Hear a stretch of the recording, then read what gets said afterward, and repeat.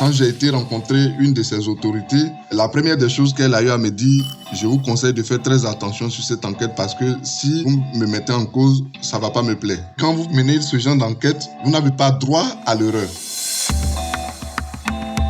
Savez-vous que le pire ennemi d'un journaliste d'investigation n'est pas forcément son pire ennemi, mais son meilleur ami ? Pour le comprendre, nous allons découvrir le quotidien de Noël Conan, un confrère ivoirien qui, depuis une dizaine d'années, s'attaque aux sujets qui fâchent la classe politique et les élites de son pays. C'est parti pour un nouvel épisode de ce podcast. Nous allons essayer de nous mettre dans la peau d'un journaliste d'investigation en Afrique.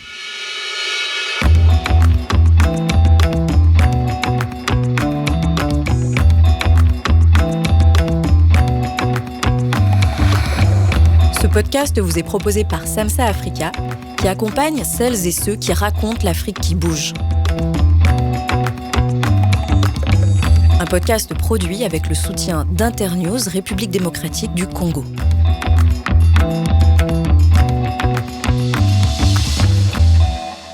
Bonjour, je m'appelle David Servenet, je suis moi-même journaliste enquêteur, mais aussi formateur. Et pour cet épisode, nous allons à Abidjan, en Côte d'Ivoire, où le journaliste Noël Conan continue de faire de l'enquête contre vents et marées. Je dis contre vents et marées, mais j'aurais pu dire contre mauvaise fortune. Car Noël a eu la désagréable surprise de découvrir, au cours de sa dernière enquête, que son propre journal n'allait pas publier son travail. Une situation particulièrement délicate. Officiellement, son patron exigeait des vérifications supplémentaires. En réalité, Noël a mis en cause des intérêts tellement puissants que personne ne voulait prendre le risque de publier ces informations. Heureusement, vous allez le voir, l'affaire s'est mieux terminée qu'elle n'avait commencé.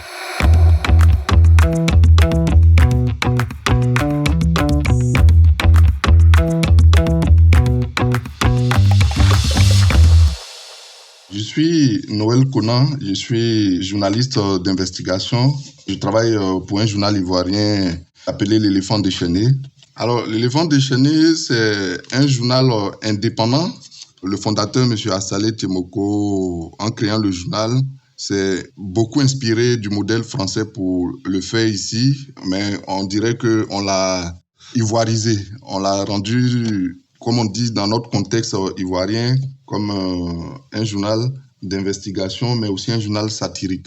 Au début, quand il a été créé, c'était un bi-hebdo, mais vu l'immensité des tâches, on a décidé de passer en hebdo pour pouvoir mieux mener les enquêtes et puis faire un travail excellent aussi, de qualité surtout. Comme souvent en Afrique, le modèle économique des médias privés est très fragile. C'est aussi le cas de L'Éléphant déchaîné, cet hebdomadaire satirique où Noël travaille et qui, à l'heure de la transition numérique, n'a pas vraiment trouvé son équilibre financier. Du point de vue modèle économique, je vais dire que dans nos pays, la publicité, pour un journal qui fait de l'investigation et qui titille les pouvoirs publics, très souvent, les pouvoirs publics ont tendance à les sévrer de tout ce qui est ressources publicitaires. Le modèle économique, c'est plus le contenu que nous avons donné et puis à pouvoir fidéliser un certain nombre de lecteurs. On a un lectorat assez fidèle, mais de plus en plus, avec l'arrivée du numérique, nous, on n'a pas encore pu faire cette transition. Tout ce qui est version papier, ce n'est plus assez rentable en ce moment. On pense à passer à la version numérique. Depuis qu'il s'est mis à faire des enquêtes, Noël Conan a beaucoup travaillé sur des sujets économiques, montrant une fois de plus que le nerf de la guerre, en Côte d'Ivoire comme ailleurs, c'est bien l'argent. C'est la raison pour laquelle son enquête préférée reste à ce jour celle que l'on appelle l'affaire des Pandora Papers. Les Pandora Papers sont portés essentiellement sur tout ce qui est flux financiers illicites, particulièrement ce qu'on appelle l'évasion fiscale et puis le blanchiment de capitaux. Dans le cas de la Côte d'Ivoire, en ce qui concerne le Premier ministre, ça a porté sur une société offshore qu'il a créée en 1998 aux Bahamas. Donc cette société était spécialisée dans ce qu'on appelle la consultance.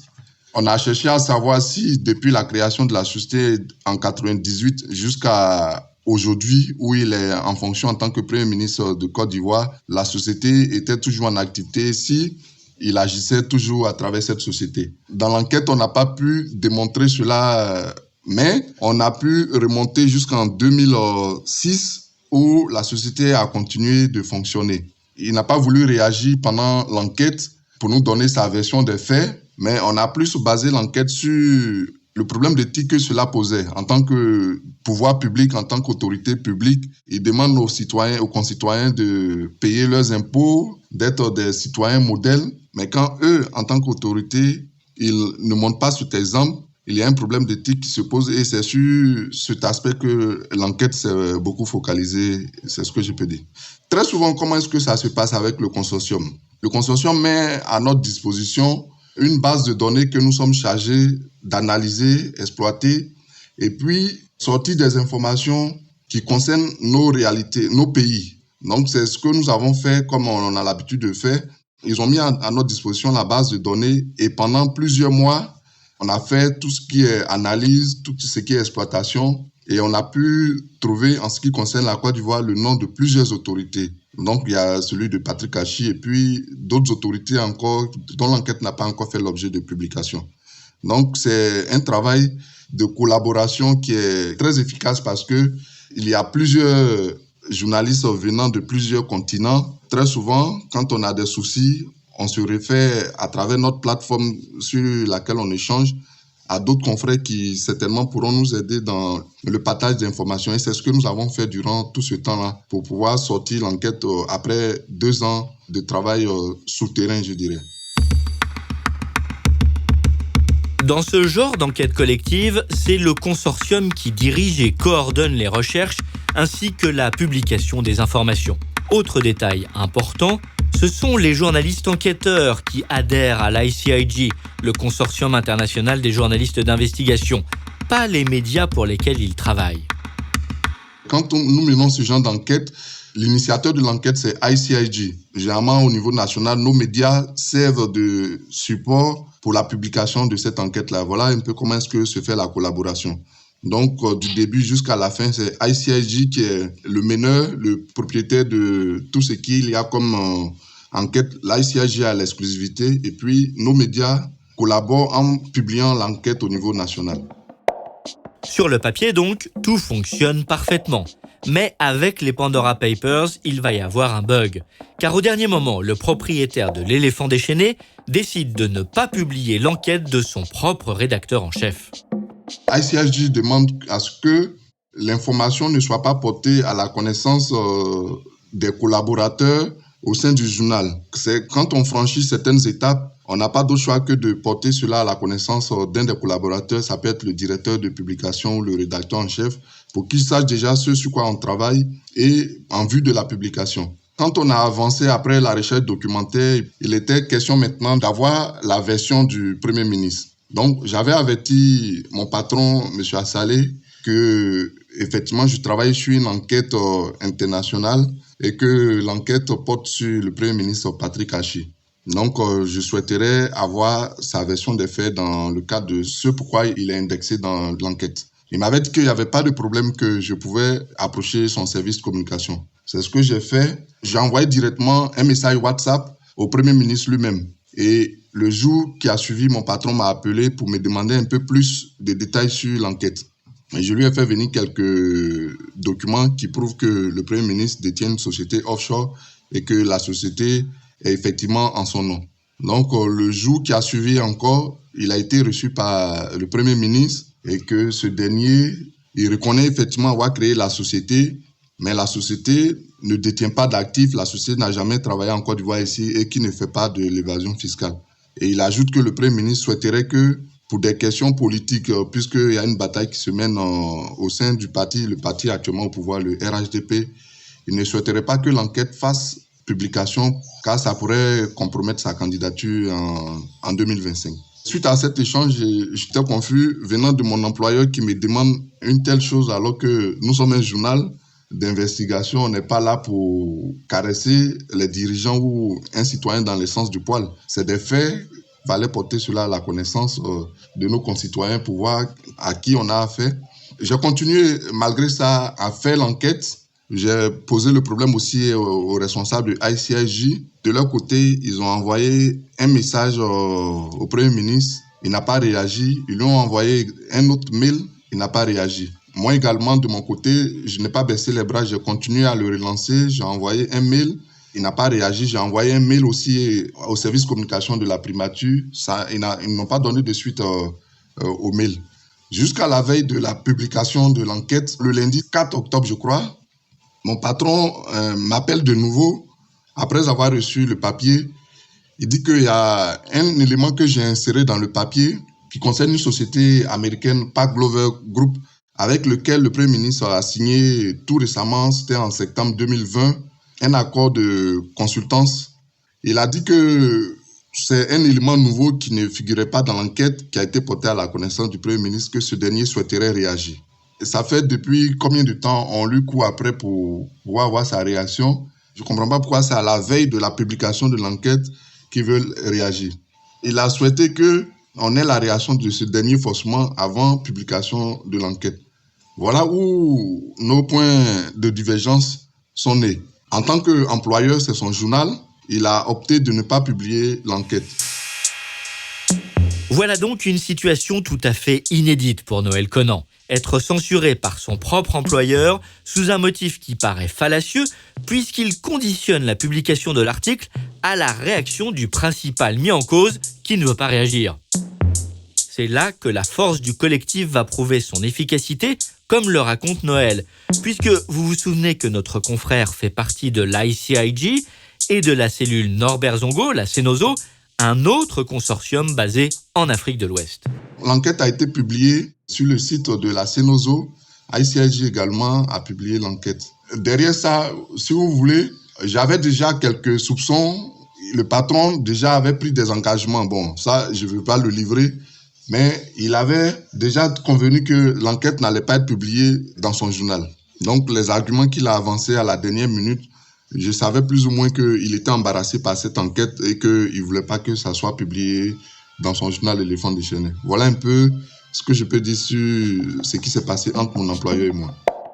Mais il y a peut-être une autre explication au revirement du patron de Noël Conan, car ce patron de presse est aussi député, ce qui n'est pas forcément la meilleure manière de garantir l'indépendance d'un média. C'est en tout cas l'avis de Noël, pour qui son patron a subi des pressions. Je me dis que le politique et puis le journaliste, c'est deux fonctions totalement incompatibles. Quand on décide de faire la politique, chez nous ici, quand on fait la politique, surtout quand on est un élu local, on a besoin de ce qu'on appelle des ressources financières, un budget que l'État met à la disposition des mairies pour pouvoir réaliser des actions communautaires, des projets communautaires pour sa commune. Donc, je pense que à ce niveau-là, il est politiquement lié avec les dirigeants actuels. Et cela, malheureusement, impacte négativement le journal. Pour le moment, l'article de Noël Conan a donné lieu à un droit de réponse de la primature, donc du Premier ministre ivoirien, mais il n'a fait l'objet d'aucune poursuite judiciaire. Signe du sérieux de l'enquête, comme disent les juristes. Mais cette issue heureuse s'explique sans doute par le soutien qu'une partie de la presse ivoirienne a manifesté à l'égard du travail de Noël Conan. Un élément crucial dans le rapport de force qui peut s'établir entre des rédactions et le pouvoir politique. À la veille même de la publication de l'enquête, curieusement, il y avait des médias qui semblaient connaître un peu le contenu de l'enquête. Donc, ils se sont mis à écrire des papiers sur l'enquête qui allait sortir et qu'il n'en est rien de tout ça. Le Premier ministre n'a rien fait. Créer une société offshore, ce n'est pas quelque chose de légalement puni. Donc, ils se sont érigés subitement en défenseurs du Premier ministre. Mais on a compris que cela participait à quelque chose de bien planifié qui consistait à dénigrer l'enquête qui allait sortir. Et ce groupe de confrères ont fait leur travail de communication en défendant le Premier ministre. Mais après la publication de l'enquête, j'ai été agréablement surpris par le fait que des confrères d'autres médias ont repris l'enquête sans rentrer trop dans les détails. Mais ils ont dit qu'effectivement, il y a un fait qui est là. Le Premier ministre a créé une société offshore qui est basée aux Bahamas.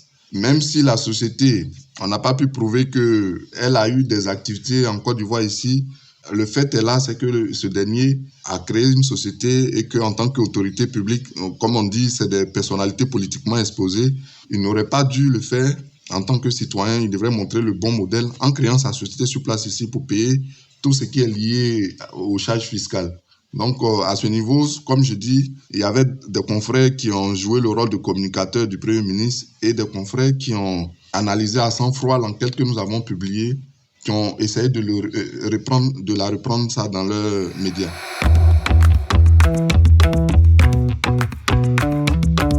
Dans la peau d'un journaliste d'investigation en Afrique.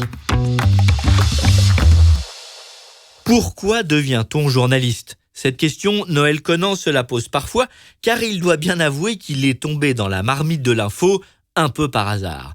Mais si l'on cherche bien, il y a une autre raison à sa vocation. Lorsque j'ai fini mes études universitaires, j'ai fait la faculté de droit. Je voulais devenir magistrat. Mais quand j'ai fini effectivement les études, que j'ai commencé à préparer le concours de magistrature, je me suis rendu compte que les magistrats chez nous ici, on dit qu'ils sont indépendants, mais en réalité, dans l'exercice de leurs fonctions, ils n'ont pas la main libre. L'exécutif intervient trop dans le fonctionnement de la fonction de magistrat. Donc, du coup, je me suis rétracté, je me suis orienté vers la presse. J'ai pris goût à ce métier, j'ai vu un peu que, en tant que journaliste, j'avais plus cette liberté-là de m'exprimer, mais aussi d'être la voix des sans-voix.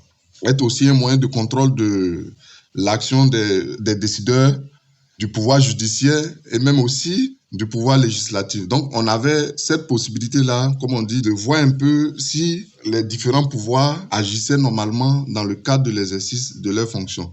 Petit à petit, Noël Conan s'est spécialisé sur un certain nombre de thèmes. La bonne gouvernance, la traque des flux financiers illicites, mais aussi les sujets environnementaux. Des choix qui ne sont pas sans rapport avec les journalistes enquêteurs qui l'ont inspiré. Votre compatriote qui fait Cache Investigation, Élise Lucet, voilà, sa façon de faire présenter ce reportage Cache Investigation, ça m'a beaucoup marqué la manière dont les journalistes enquêtaient pour obtenir l'information, leurs démarches et tout ça, ça m'a beaucoup influencé. Mais à côté de ça, il y a un lanceur d'alerte aussi qui m'a beaucoup marqué. Je le cite toujours comme exemple, Edward Snowden, qui a permis au monde entier de comprendre un peu comment est-ce que fonctionnait l'État américain et puis, on va dire, certains grands États dans le monde aussi. La journaliste française Élise Lucet, le lanceur d'alerte américain Edward Snowden, autant de modèles qui ont fourni à Noël Conan une sorte d'abécédaire de l'investigation. Car à chaque enquête correspond une méthode bien rodée. Chaque enquête, c'est vrai, a ses réalités,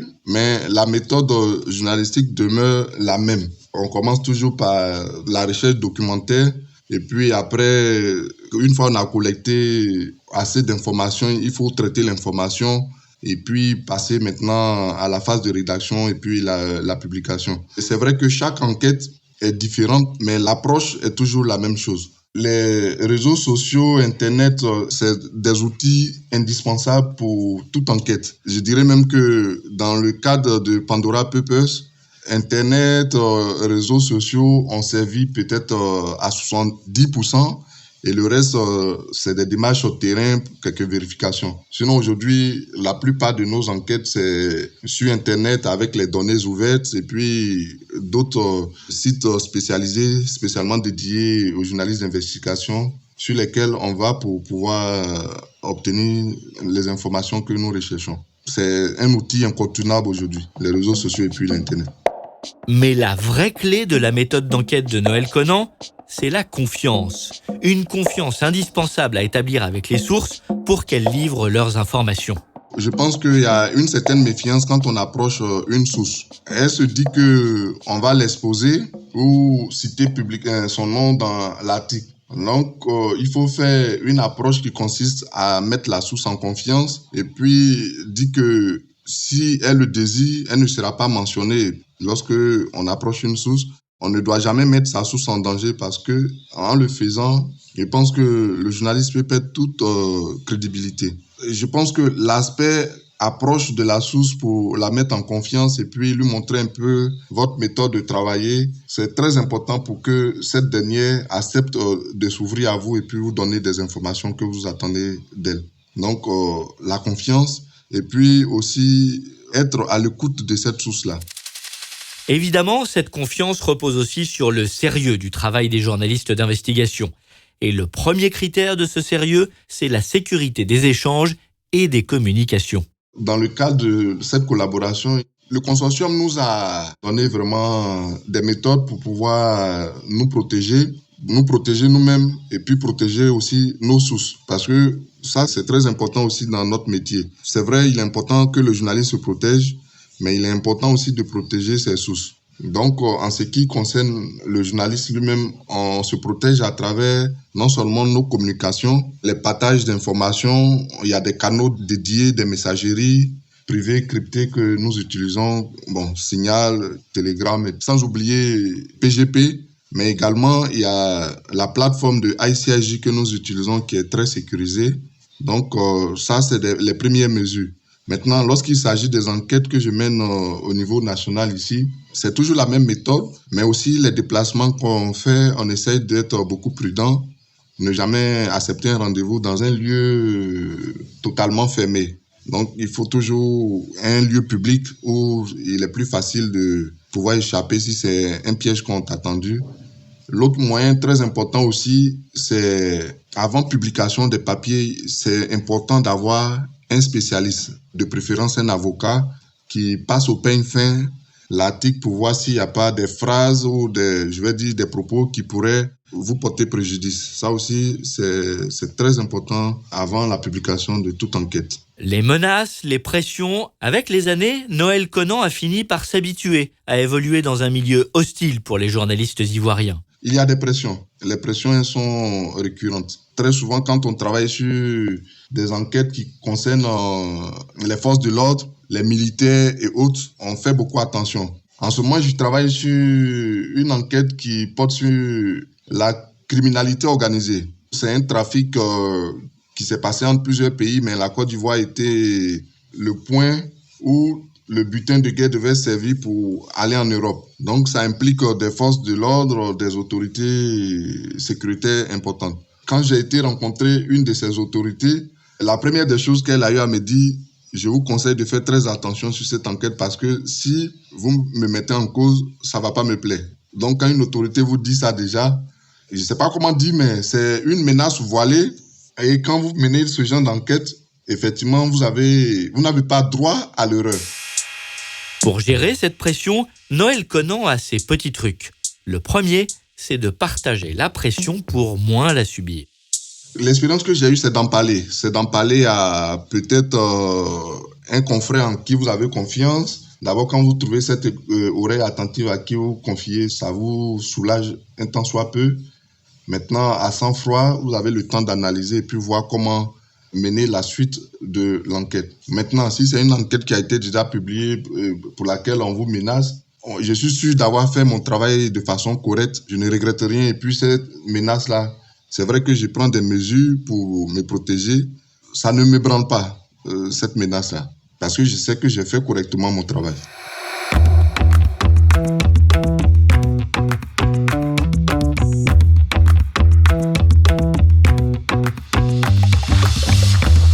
Lorsqu'il découvre les enquêtes des autres, Noël Conan n'a pas de thème préféré.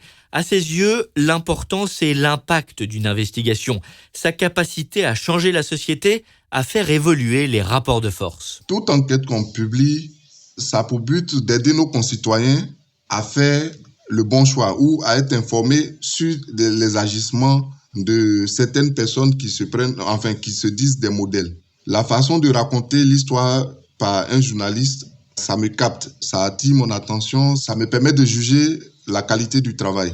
Donc, si tu veux, c'est la qualité du travail qui a été rendue par le journaliste via la narration des faits. C'est ce qui capte le plus mon attention. Pour l'avenir, je pense qu'aujourd'hui, on ne peut plus travailler en vase clos. Le journaliste ne peut pas travailler de façon esselée de nos jours. La meilleure façon de réussir les enquêtes aujourd'hui, c'est la collaboration.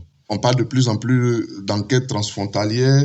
Quand on a affaire on travaille sur le crime organisé, on travaille sur les flux financiers illicites, on travaille sur les questions environnementales et autres.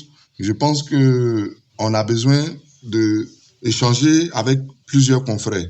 Même au niveau national ici, c'est important aussi d'avoir l'avis des autres confrères. Cette façon de travailler, je pense que c'est la meilleure. Quand on collabore, on est sûr d'être à l'abri des erreurs et on est sûr d'avoir le maximum d'informations pour éclairer nos concitoyens et surtout les dirigeants aussi. Enfin, lorsqu'on lui demande quels conseils il donnerait à de jeunes collègues qui voudraient faire de l'investigation, la réponse de Noël Conan tient en 3 mots, implication, sérieux et éthique. La première des choses, même si vous ne venez pas par vocation, mais il faudrait que vous-même, votre vie reflète le travail que vous voulez faire. Si vous voulez dénoncer les agissements des pouvoirs publics ou d'un citoyen qui s'est mal comporté, il faudrait que vous-même vous soyez un modèle dans votre façon de vivre, votre façon de faire les choses. Et puis, une fois votre vie reflète cela, quand vous voulez maintenant travailler, il faudrait mettre du sérieux. Le sérieux, c'est de respecter les règles de notre métier. On parle de code d'éthique et de déontologie. Le journaliste qui fait fi du code d'éthique et de déontologie, il ne sera pas un journaliste professionnel. Il faut toujours travailler en ayant en tête que je dois être professionnel, je dois respecter le code d'éthique et de déontologie, l'équilibre de l'information, une information assez fouinée, traitée pas dans le but de pouvoir détruire quelqu'un, dans le but, enfin les articles comme on dit souvent, commandités. En le faisant, je pense que c'est pas du journalisme. Et puis, à cela s'ajoute aussi aujourd'hui le réseautage. Un journaliste qui n'a pas de réseau, c'est difficile pour lui d'évoluer aujourd'hui. Donc, il faut avoir un bon carnet d'adresses, que ce soit au niveau de vos sources, que ce soit aussi au niveau des confrères journalistes. Quand vous avez ça, je pense que vous pouvez aller loin. Pour aller plus loin, Noël compte beaucoup sur la jeune génération de journalistes qu'il sent émerger dans son pays, la Côte d'Ivoire, comme un peu partout sur le continent africain. Il y a une nouvelle génération de journalistes qui arrive, qui effectivement veulent faire autrement le métier à travers l'investigation. La difficulté, c'est l'encadrement. Je pense que si cet encadrement manque, ils risquent de ne pas atteindre leurs objectifs ou être de bons journalistes d'investigation. Dieu merci, nous, on n'hésite pas à partager le peu d'expérience qu'on a pour pouvoir les aider dans leur carrière professionnelle. Donc, cette génération, effectivement, ça existe, mais cette génération a besoin d'être encadrée par des journalistes aguerris, des journalistes expérimentés. Donc, très souvent, dans ces rencontres, quand il y a des partages d'expériences, ces personnes apprennent beaucoup, et ça les aide plus tard dans l'exercice de leurs fonctions. Je pense que si on essaye de s'organiser dans ce sens-là, on peut influencer aussi le développement de notre continent qui, comme je le rappelle, est aujourd'hui confronté à de nombreux défis. Merci au journaliste ivoirien Noël Conan d'avoir participé à cet épisode du podcast Dans la peau d'un journaliste d'investigation en Afrique. Si cela vous a plu, n'hésitez pas à le partager dans votre entourage et sur les réseaux sociaux. Vous pourrez aussi retrouver les autres épisodes sur le site samsa-africa.com/podcast.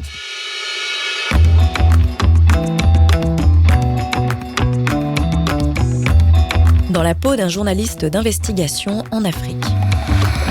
Un podcast en 10 épisodes proposé par Samsa Africa qui accompagne celles et ceux qui racontent l'Afrique qui bouge. Un podcast produit avec le soutien d'Internews République démocratique du Congo. Journaliste David Servenet, réalisation, habillage et mixage, Pierre et Mathieu Chaffanjon de Majora Prod. Production, Julien Lebotte et Philippe Couve. Tous les épisodes de ce podcast sont à retrouver sur samsa-africa.com/podcast.